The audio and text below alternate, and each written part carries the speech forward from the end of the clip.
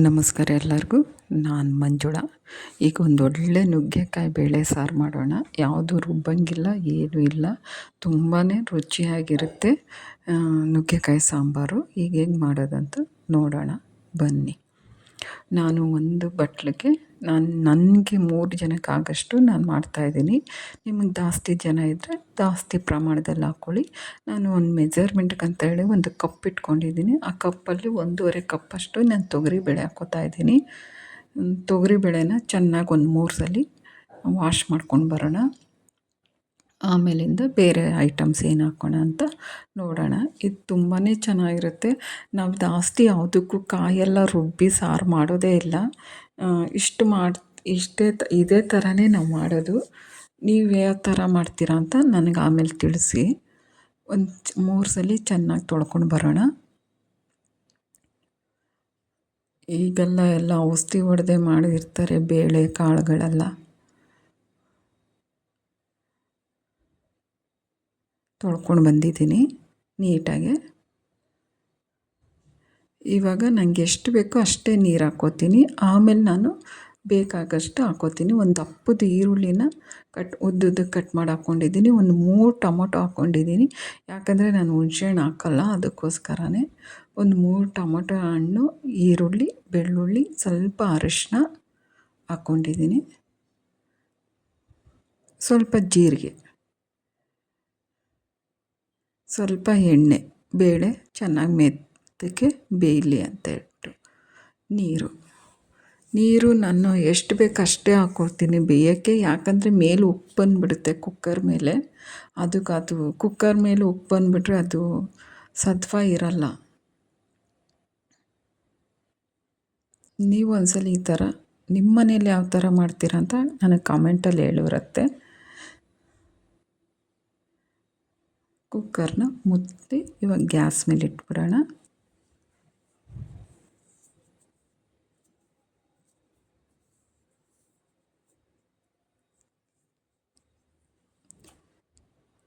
ಈಗ ಗ್ಯಾಸ್ ಮೇಲೆ ಕುಕ್ಕರ್ ಇಟ್ಟಿದ್ದೀನಿ. ಈ ಕಡೆ ನುಗ್ಗೆಕಾಯಿನ ಕಟ್ ಮಾಡ್ಕೊಳ್ಳೋಣ. ನಾನು ಸ್ವಲ್ಪನೇ ಮಾಡ್ತಾಯಿದ್ದೀನಿ, ನೀವು ಜಾಸ್ತಿ ಮಾಡ್ಕೊಳ್ಳಿ ಬೇಕಂದರೆ. ನುಗ್ಗೆಕಾಯಿ ಚೆನ್ನಾಗಿತ್ತು. ನುಗ್ಗೆಕಾಯಿ ಸಾಂಬಾರು ಅಂದರೆ ತುಂಬಾ ರುಚಿ ಇರುತ್ತೆ. ನಾನು ನೆಕ್ಸ್ಟ್ ಟೈಮ್ ನುಗ್ಗೆಕಾಯಿ ರಸಮ್ ಮಾಡೋದು ತೋರಿಸ್ತೀನಿ. ನನ್ನ ವಿಡಿಯೋ ಖಂಡಿತ ನೋಡಿ, ಶೇರ್ ಮಾಡಿ, ಮಿಸ್ ಮಾಡಬೇಡಿ. ನಿಮಗಿಷ್ಟ ಆದರೆ ಒಂದು ಲೈಕ್ ಕೊಡಿ, ಪ್ಲೀಸ್ ಸಪೋರ್ಟ್ ಮಾಡಿ. ಈರುಳ್ಳಿನ ಒಂದು ಅರ್ಧ ಈರುಳ್ಳಿನ ಹಂಗೆ ಎತ್ತಿಟ್ಕೊಂಡಿದ್ದೆ, ಅದನ್ನು ಹೆಚ್ಕೋತಾ ಇದ್ದೀನಿ ಉದ್ದುದ್ದಕ್ಕೆ ಒಗ್ಗರಣೆಗೋಸ್ಕರ. ಇದು ಪ್ರತಿಯೊಂದು ತೊಳೆದ್ಬಿಟ್ಟೆ ಮಾಡಬೇಕು. ಈರುಳ್ಳಿ ಅಂತೂ ಕಂಪಲ್ಸರಿ ತೊಳಿಲೇಬೇಕು, ಯಾಕಂದರೆ ಅದು ಮೇಲೆಲ್ಲ ಕಪ್ಪು ಕಪ್ಪಾಗಿರುತ್ತೆ. ಒಂದು ಬಾಣಲಿ ಇಟ್ಕೊಂಡಿದ್ದೀನಿ ಚಿಕ್ಕದು. ಎಣ್ಣೆ ಸ್ವಲ್ಪ ಬಿಸಿಯಾಗಲಿ. ನಾನು ಹೆಚ್ಚಿಟ್ಕೊಂಡಿದ್ನಲ್ಲ ನುಗ್ಗೆಕಾಯಿ ಮತ್ತು ಆಲೂಗಡ್ಡೆ, ಅದನ್ನು ಹಾಕ್ಕೋತಾ ಇದ್ದೀನಿ. ಅದಕ್ಕೆ ಉಪ್ಪು, ಖಾರ, ಅರಿಶಿನ ಎಲ್ಲ ಹಾಕ್ಬಿಟ್ಟು ಒಂದು 5 ನಿಮಿಷ ಚೆನ್ನಾಗಿ ಫ್ರೈ ಮಾಡ್ಕೋತೀನಿ. ಯಾಕಂದರೆ ಅದಕ್ಕೆ ಉಪ್ಪು, ಖಾರ ಎಲ್ಲ ಚೆನ್ನಾಗಿ ಹಿಡಿಬೇಕು. ಇದೇ ಇಂಪಾರ್ಟೆಂಟು ನುಗ್ಗೆಕಾಯಿ ಸಾರಿಗೆ. ಇವಾಗ ಅದೇ ಕುಕ್ಕರ್ಗೆ ಸ್ವಲ್ಪ ಎಣ್ಣೆ, ಸಾಸಿವೆ, ಜೀರಿಗೆ,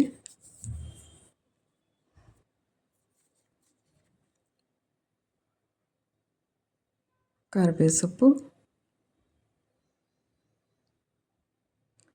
ಹಾಕ್ಕೊತಾ ಇದ್ದೀನಿ. ಮತ್ತು ಈ ಸೈಡಲ್ಲಿ ಬಾಣಲಿಲಿ ಇಟ್ಕೊಂಡಿದ್ನಲ್ಲ ನುಗ್ಗೆಕಾಯಿ ಆಲೂಗಡ್ಡೆನ ಫ್ರೈ ಮಾಡ್ಕೊಂಡಿದ್ನಲ್ಲ ಉಪ್ಪು, ಖಾರ, ಅರಿಶಿನ ಹಾಕಿ ಅದನ್ನು ಹಾಕ್ಕೊಂಡೆ.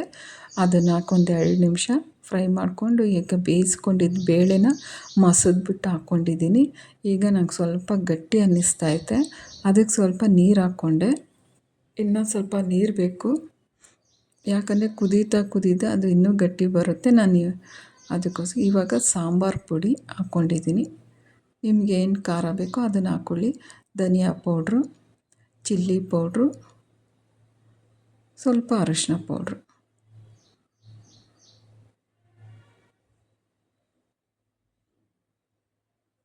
ಈಗ ಕುಕ್ಕರ್ ಮುಚ್ಚಿಬಿಡೋಣ. ಉಪ್ಪು ಕೂಡ ಹಾಕ್ಕೊಂಡಿದ್ದೀನಿ. ಈಗ ಕುದೀತಾ ಇದೆ. ಒಂದು ಶೀಟಿ ಬಂದಮೇಲೆ ಸಾಕು. ಇಳಿಸ್ಬಿಟ್ಟು ನಾವು ಬಾಣಲಿಗೆ ಈ ಈರುಳ್ಳಿ ಹೆಚ್ಕೊಂಡಿದ್ವಲ್ಲ ಆ ಒಗ್ಗರಣೆ ಹಾಕ್ಬಿಟ್ಟು ಇನ್ನೊಂದು ಸಲ ನಾವು ಇದನ್ನು ಹಾಕ್ಬಿಟ್ರೆ ಎಷ್ಟು ಚೆನ್ನಾಗಿರುತ್ತೆ ಅಂದರೆ ನುಗ್ಗೆಕಾಯಿ ಸಾರು ಅಷ್ಟು ಚೆನ್ನಾಗಿರುತ್ತೆ. ನಾನು ಬಿಸಿ ಅನ್ನ ಮಾಡಿದ್ದೀನಿ. ಅದಕ್ಕೆ ಮಗ ಬರ್ತಾನೆ, ಅದಕ್ಕೋಸ್ಕರನೇ ಕುಂತಿದ್ದಾನೆ ಈ ಸೈಡು. ಬಿಸಿ ಅನ್ನಕ್ಕೆ ನುಗ್ಗೆಕಾಯಿ ಬೇಳೆ ಸಾರು, ಹಪ್ಳ ಕರೆದಿದ್ದೆ, ತುಪ್ಪ ಹಾಕ್ಕೊಟ್ಟೆ. ತುಂಬಾ ಚೆನ್ನಾಗಿದೆ ಅಂಥೇಳಿ ಊಟ ಮಾಡ್ದೆ. ನಿಮ್ಗೆ ಇಷ್ಟ ಆದರೆ ಒಂದು ಲೈಕ್ ಕೊಡೋದು